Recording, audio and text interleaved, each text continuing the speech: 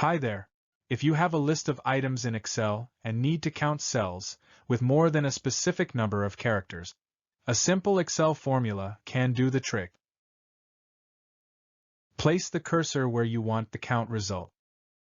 Start the formula with SUMPRODUCT to add the results across the range.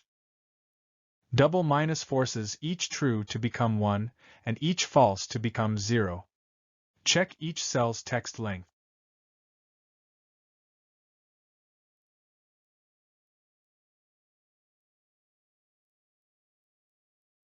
Greater than n returns true or false. Press Enter.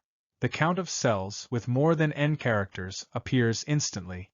That's how you count cells based on text length in Excel.